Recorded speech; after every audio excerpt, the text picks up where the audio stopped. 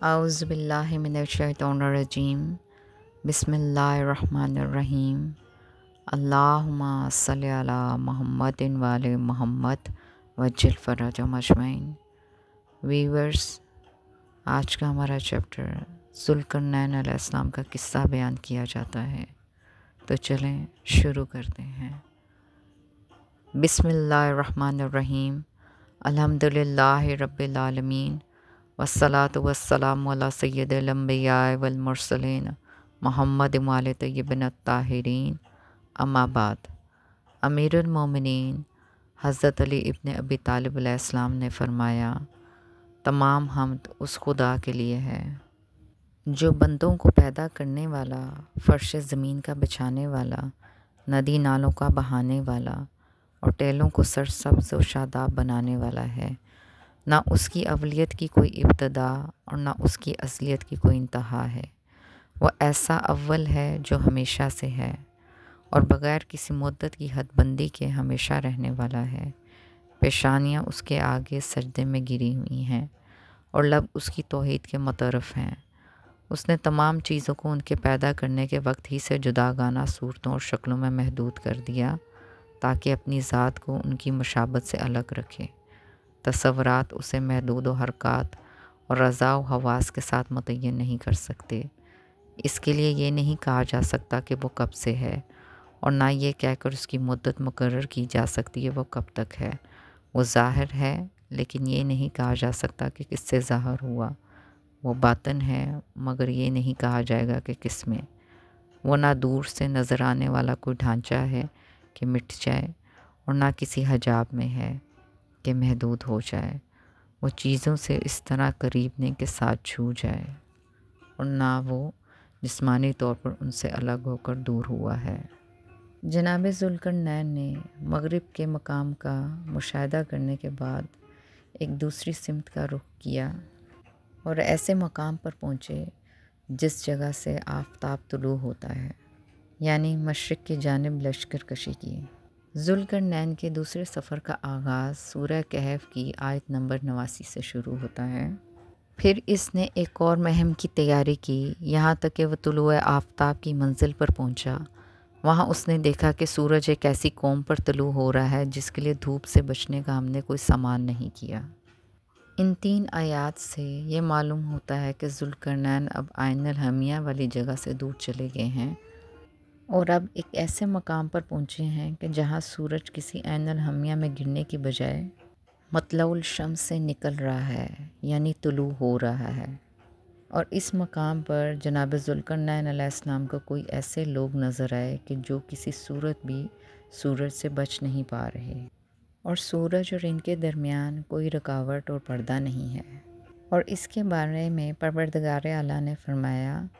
کہ ایسا ہی تھا اور ہمیں اس کے اور اس کے پاس کی ہر چیز کا علم تھا۔ ذوالقرنین کے اس دوسرے سفر کے بارے میں مختلف قسم کے نظریات رائج ہیں کہ یہ دوسرا سفر دراصل کس مقام پر ہوا تھا، اور چونکہ قرآن پاک میں دوسرے سفر والی مقام کو مطلع الشمس کہا گیا ہے، یعنی سورج طلوع ہونے کا مقام کہا گیا ہے۔ جناب ذوالقرنین علیہ السلام کے دوسرے سفر کے متعلق جو سب سے زیادہ مشہور نظریہ ہے وہ یہ ہے کہ ذوالقرنین نے بڑی تدبیر کے ساتھ بڑی دلیری اور مصلحانہ اہداف کی خاطر مشرق کی جانب لشکر کشی کی۔ جہاں پر پہنچتا وہاں پر ہی فتح و نصرت کے جھنڈے گاڑ دیتا۔ چونکہ اس سفر میں سورج نکلنے کے مقام کا ذکر ہو رہا ہے، اس لیے وہ جس سمت میں گئے بڑی حد تک یقینی ہے کہ وہ جگہ مشرق میں ہی ہوگی۔ احتجاج تبریسی کی ایک طویل روایت کے ضمن میں مرقوم ہے کہ ایک سوال کرنے والے نے حضرت امام جعفر صادق علیہ السلام سے پوچھا کہ سورج کہاں غروب ہوتا ہے؟ آپ علیہ السلام نے فرمایا کہ کچھ علماء یہ کہتے ہیں کہ سورج گرم پانی میں غروب کرتا ہے، پھر وہاں سے سمندر کو چیرتا ہوا اپنے طلوع کے مقام پر آ جاتا ہے، پھر اسے وہاں سے عرش کے نیچے لے جایا جاتا ہے یہاں تک کہ اسے طلوع ہونے کا حکم دیا جاتا ہے، اور اس سے روزانہ سابقہ روشنی چھین لی جاتی ہے اور اسے نور اور روشنی کی نئی چادر پہنائی جاتی ہے۔ اس طرح کی کئی دیگر نظریات اور روایات بھی مولف نے نقل کی ہیں، جبکہ ہم یہ سمجھتے ہیں کہ یہ باتیں وہ ہیں جنہیں بطلیموس نے بہت عرصہ پہلے کہا تھا، اور لوگوں نے اس کی باتوں کو مان لیا تھا، لہٰذا یہ بات ناممکن ہے کہ آئمہ ہدیٰ علیہ السلام نے نظام بطلیموس کی تائید کی ہو، کیونکہ آج یہ بات ثابت ہو چکی ہے کہ سورج غروب نہیں ہوتا، وہ ہر وقت دنیا کے کسی نہ کسی خطے پر چمک رہا ہوتا ہے۔ زمین سورج کے گرد گردش کرتی ہے، اس کا جو حصہ سورج کے سامنے آتا ہے وہاں دن ہو جاتا ہے، اور جو سورج سے ہٹ جاتا ہے وہاں رات ہو جاتی ہے۔ روایات کے انداز سے معلوم ہوتا ہے کہ اس طرح کی روایات کا تعلق اسرائیلیت سے ہے، یا پھر لوگوں کے اذہان میں کائنات کے متعلق جو تصور موجود تھا انہوں نے اسے بنیاد بنا کر رسول اکرم صلی اللہ علیہ وآلہ وسلم اور آئمہ ہدیٰ علیہ السلام کی طرف منسوب کر دیا۔ جہاں تک قرآن مجید کی اس آیت کا تعلق ہے کہ ذوالقرنین نے سورج کو گرم چشمے میں غروب کرتے دیکھا، تو اصل بات یہ ہے کہ اللہ تعالیٰ نے یہ نہیں کہا کہ واقعی سورج گرم چشمے میں غروب ہوتا ہے۔ اللہ تعالیٰ نے تو ذوالقرنین علیہ السلام کے متعلق فرمایا کہ اس نے ایسا محسوس کیا کہ سورج گرم چشمے میں غروب کر رہا ہے۔ سمندری سفر کے دوران اس طرح کا مشاہدہ ہر شخص کر سکتا ہے۔ جب ہر طرف سمندر ہی سمندر ہو تو وہاں یوں محسوس ہوتا ہے کہ گویا سورج سمندر سے طلوع کر رہا ہے اور سمندر میں ہی غروب کر رہا ہے۔ امیر المومنین حضرت علی ابن ابی طالب علیہ السلام نے فرمایا کہ سورج افق مغرب میں جابلکا نامی شہر کے قریب گرم پانی میں غروب کرتا ہے۔ جب ذوالقرنین قرن شمس یعنی طلوع آفتاب کی سرزمین پر پہنچے تو وہاں پر کچھ قومیں دیکھیں کہ ان پر سورج چمکتا تھا، لیکن ان کے پاس گھر، سائبان، درخت اور باغ وغیرہ نہیں تھا کہ ان کے سائے میں آرام کرے، بلکہ انتہائی قسمہ پرسی کے عالم میں زندگی بسر کر رہے تھے اور جہالت و نادانی کے اندھیروں میں ہاتھ پاؤں مار رہے تھے۔ ذوالقرنین نے ان کی نجات کی خاطر وہاں پر اپنی حکومت و سلطنت کا پرچم لہرایا اور علم کے نور اور اپنی رہنمائیوں سے اس تاریک ماحول کو منور کیا اور ان کی خاطر خواہ خدمت کی۔ کچھ نظریات میں سے ایک نظریہ یہ بھی ہے کہ یا تو ذوالقرنین مکران کے ساحلوں تک آئے تھے یا پھر چائنا اور تبت کے میدانوں تک گئے تھے، اور وہاں موجود قوم کے سورج سے بچ نہ پانے کی تعویل یہ لی جاتی ہے کہ شاید ان لوگوں کو چھتیں بنانا نہیں آتا تھا، اس لیے وہ لوگ سورج سے بچ نہیں پاتے تھے۔ اس نظریے کو کمزور اس لیے مانا جاتا ہے کیونکہ انسان ہو یا جانور وہ فطری طور پر یہ بات جانتا ہے کہ سورج کی تپش یا دھوپ سے بچنے کے لیے درختوں کی چھاؤں یا غاروں کی پناہ لی جا سکتی ہے،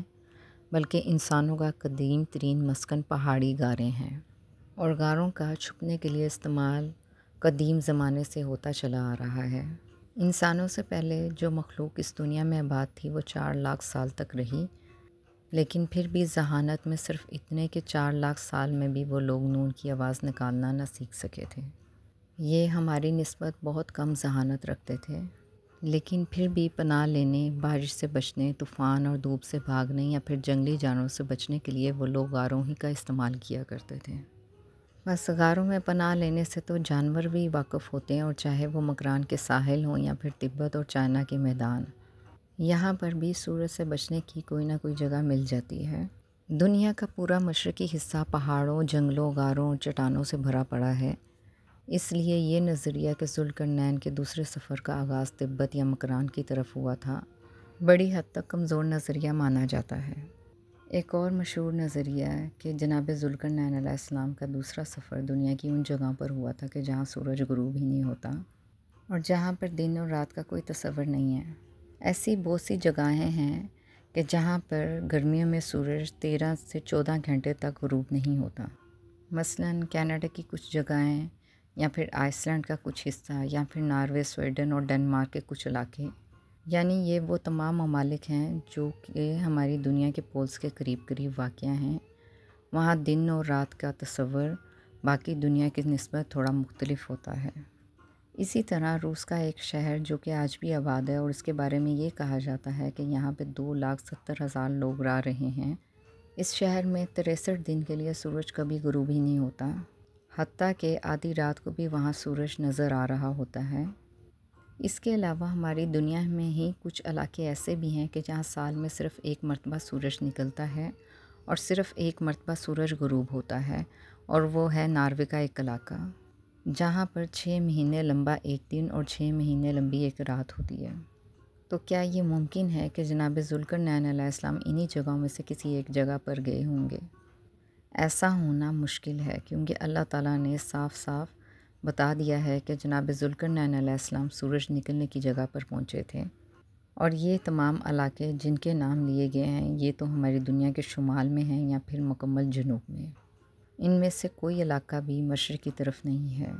اور یہاں پر سورج سے بچنے کے لیے سب کچھ موجود ہے، یعنی درخت بھی، جنگل، غاریں اور دریا اور پہاڑ بھی۔ قرآن کریم میں پروردگار عالم صاف صاف یہ بات بتا رہے ہیں کہ مطلع الشمس والے لوگ سورج سے بچ سکتے ہی نہیں تھے۔ بہت سے علماء کے مطابق جب جناب ذوالقرنین علیہ السلام نے اپنا دوسرا سفر شروع کیا تو وہ سورج نکلنے کے ایسے مقام پر پہنچے اور وہاں پر دیکھا کہ وہاں پہ کچھ لوگ آباد ہیں، اور وہ ایسے ہیں جیسے کوئی نیم وحشی قسم کے لوگ ہوتے ہیں، اور ان لوگوں کے چہرے حیوانوں کی طرح تھے اور ان کے دانت بھی حیوانوں کی طرح نکیلے تھے۔ ان کی زیادہ تر خوراک مچھلی تھی، اور اگر ان کا کوئی مر جاتا تو وہ اسے بھی کھا لیا کرتے تھے۔ وہ کپڑے کے استعمال سے تقریباً ناواقف تھے، اور صرف اتنا ہی کپڑا پہننا جانتے تھے جس سے ان کا سطر ڈھک جائے۔ تفسیر عیاشی اور تفسیر علی بن ابراہیم میں مرقوم ہیں، ان لوگوں کو کپڑا بانی کی صنعت کا علم نہیں تھا، اور وہ مکان بنانا بھی نہ جانتے تھے۔ وہ لوگ سورج کے نکلنے پر زمین کی غاروں اور پانی کے اندر چلے جایا کرتے تھے، اور سورج غروب ہونے پر خوراک کی تلاش میں پانی سے باہر نکل آتے تھے اور جانوروں کی طرح ادھر ادھر پھیل جایا کرتے تھے، اور ان لوگوں کی جلد سرخ رنگ کی تھی۔ پھر ذوالقرنین نے وہاں ہڈیوں کا ایک چمکیلا ڈھیر بھی دیکھا اور لوگوں سے پوچھا کہ یہ ہڈیاں کس کی ہیں، تو انہوں نے جواب دیا کہ آپ سے پہلے یہاں کچھ لوگ آئے تھے کہ جو سورج کے نکلنے کے وقت تک یہیں رکے رہے تھے، جس سے ان کی موت واقع ہوگی، اور یہ ہڈیاں انہی لوگوں کی ہیں۔ اور یہ بات سنتے ہی جناب ذوالقرنین علیہ السلام وہاں سے واپس ہو لیے۔ قرآن کریم میں مطلع الشمس کا ذکر ہے، اور مطلع الشمس کیا ہے؟ مطلع الشمس سورج نکلنے کا مقام ہے۔ سورج ایک ستارہ ہے، بلکہ دراصل ہر ستارہ ایک سورج ہوتا ہے، کیونکہ ستارے وہ سورج ہیں جو ہم سے بہت دور ہیں، اور سورج وہ ستارہ ہے جو ہم سے بہت قریب ہے۔ اس لیے سورج کے قریب ہونے کی وجہ سے اس کو شمس کہا گیا ہے، جبکہ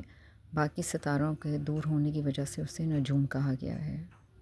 کائنات میں کچھ جگہیں ایسی بھی ہوتی ہیں جو کھا جانے کے بجائے پیدا کرتی ہیں۔ ایسی ہی جگہوں میں سے ایک جگہ کا نام ہے نبیولا۔ مختلف گیسز کے روشن اور چمکدار بادل، وہ جگہ جہاں پہ سورج اور سورج جیسے لاکھوں دوسرے سورج بھی پیدا ہوتے ہیں، یعنی طلوع ہوتے ہیں، اور اسی جگہ کو مطلع الشمس کہا گیا ہے، یعنی وہ جگہ جہاں سورج چمکنا شروع کرتا ہے، اور یہاں سے پروردگار عالم کی بے مثال کاریگری کا آغاز ہوتا ہے۔ خلا میں موجود گیس کے بادلوں کا ایک جگہ پر اکٹھا ہو جانا، اور ان کے اکٹھا ہو جانے کی وجہ سے ان کے نیبلاس کے اندر ہائیڈروجن، ہیلیم اور دوسری گیسز کا اکٹھا ہونا ہے۔ ان بادلوں میں جہنم کی طرح گرم تھرمو نیوکلیئر فیوژن شروع ہوتا ہے، کہ جس سے یہ بادل جل اٹھتے ہیں اور ایک سورج پیدا ہو جاتا ہے۔ اور جب کوئی سورج پیدا ہوتا ہے، جب وہ جلنا شروع کرتا ہے، جب وہ چمکنا شروع کرتا ہے، اس کے اندر ہر وقت گٹھ جوڑ کا عمل ہو رہا ہوتا ہے، اور یہ گٹھ جوڑ ہی سورج کی طاقت کا راز ہوتا ہے، اور اس گٹھ جوڑ سے ہر وقت بے پناہ طاقت نکل رہی ہوتی ہے، اور اس طاقت میں سے ایک طاقت کا نام تابکاری ہے، اور اسی تابکاری میں جناب ذوالقرنین علیہ السلام کے دوسرے سفر کا راز پوشیدہ ہے۔ مطلع الشمس کے قریب رہنے والے لوگ اپنے سورج کی بھیانک تابکاری کا سامنا کر رہے تھے۔ شمس کسی نبیولا کے قریب آباد کوئی سیارہ تھا، ایک ایسا سیارہ جس کے قریب پیدا ہونے والا سورج ایسے بھیانک قسم کی تابکاری خارج کر رہا تھا، جس سے لوگوں کی یہ حالت تھی کہ وہ اس تابکاری سے بچ نہیں پا رہے تھے۔ ان لوگوں کا سورج وہی کام کر رہا تھا کہ جو تمام سورج کرتے ہیں، حتیٰ کہ ہمارا اپنا سورج بھی تابکاری پیدا کرتا ہے، لیکن ہم اس تابکاری سے بچ جاتے ہیں، کیونکہ پروردگار عالم نے ہماری دنیا کے گرد ایک طرح کا کپڑا لپیٹ دیا ہے جس کو ایک حفاظتی سطح کہتے ہیں، اور اسی حفاظتی سطح کی وجہ سے سورج کی 77% تابکاری ہم تک پہنچنے سے پہلے ہی روک دی جاتی ہے، اور اگر سورج کی تابکاری ہم تک پہنچ جاتی تو ہماری جلد کا رنگ سرخ ہو جاتا، اور اس صورت میں بچنے کے لیے ہم پانی اور زمین کے اندر موجود غاروں میں جگہ تلاش کرتے۔ انتہائی گرمی کی وجہ سے ہماری دنیا کے اوپر کچھ بھی نہ اگتا اور ہماری خوراک صرف وہ چیزیں رہ جاتی ہیں کہ جو پانیوں کے اندر رہتی ہیں۔ خوراک کا اس قدر فقدان ہوتا کہ ہم اپنے ہی مردار کو کھا لینے کی عادت بنا لیتے ہیں۔ بالکل ویسے ہی جیسے جناب ذوالقرنین علیہ السلام نے مطلع الشمس کے قریب رہنے والے لوگوں کو دیکھا تھا۔ اگر ہم انسان بھی اس تابکاری کی زد میں آ جائیں تو ہماری بھی جلد ختم ہو جائے گی اور صرف چمکیلی ہڈیاں ہی بچیں گی، جیسے چمکیلی ہڈیوں کا ڈھیر جناب ذوالقرنین علیہ السلام نے اس سیارے پر دیکھا تھا۔ اور جو ہی جناب ذوالقرنین علیہ السلام کو اس بات کا احساس ہوا کہ وہ سورج سے نکلنے والی تابکاری سے بچ نہیں پائیں گے اور اسے روک نہیں پائیں گے تو وہ فوراً وہاں سے چل دیے۔ اور اسی طرح قرآن کریم کی 91 نمبر آیت میں ہے کہ پروردگار عالم نے فرمایا کہ ہمیں اس کی ہر خبر کا علم تھا، یعنی ذوالقرنین علیہ السلام کی صلاحیتوں کے بارے میں معلوم تھا۔ بس جناب ذوالقرنین علیہ السلام نے ان کی نجات کی خاطر وہاں پر اپنی حکومت و سلطنت کا پرچم لہرایا اور علم کے نور اور اپنی رہنمائیوں سے اس تاریک ماحول کو منور کیا۔ تو جناب ذوالقرنین علیہ السلام نے اس سورج سے نکلنے سے تھوڑا سا وقت پہلے ہی واپسی کا سامان کیا، کیونکہ قرآن کریم کی آیت نمبر 90 میں ارشاد باری تعالیٰ ہے کہ ہم نے سورج اور ان کے درمیان کوئی حفاظت بنائی ہی نہیں تھی۔ ان لوگوں کی دنیا میں حفاظتی سطح نام کی کوئی شے نہیں تھی، کیونکہ اس قوم کے بارے میں مفسرین اور مورخین کا کہنا ہے کہ یہ لوگ وحشی تھے، انہیں گھر بنانے کا سلیقہ نہیں تھا، نہ دھوپ سے بچنے کا کوئی ذریعہ تھا۔ البتہ جب تیز بارش ہوتی تھی تو یہ پہاڑ کے غاروں میں پناہ لے لیتے تھے۔ گھاس پھوس ان کی غذا تھی اور یہ لوگ جانوروں کی طرح زندگی بسر کرتے تھے۔ چونکہ ان کے سروں پر آفتاب طلوع ہو رہا تھا اور سر چھپانے کے لیے کوئی سایہ نہیں تھا۔ بس جناب ذوالقرنین علیہ السلام نے یہاں سے ایک تیسرے سفر کا آغاز کیا، یعنی اپنے لشکر کے حملہ شمال کی جانب روانہ ہوئے۔ جہاں پر پہنچتے اسے فتح کرتے، تمام سرکش ان کے سامنے تسلیم ہو جاتے اور ان کی اطاعت میں سر جھکا لیتے۔ چلتے چلتے ایک ایسے مقام پر پہنچے کہ وہاں پر ایک قوم آباد تھی کہ اس کی زبان سمجھ میں نہیں آتی تھی، لیکن وہ لوگ دو وحشی و ستمگر قوموں یاجوج اور ماجوج کے ہمسائے میں رہتے تھے۔ یعنی چلتے چلتے جب وہ ایک پہاڑ کے دو کناروں کے درمیان سے گزرے تو دیکھا کہ وہاں بھی ایک قوم آباد ہے جس کی زبان عجیب و غریب ہے۔ بس یہ موضوع بھی جاری ہے۔ والسلام۔ اللہم صلی علی محمد و آل محمد وجل فرجہم اجمعین۔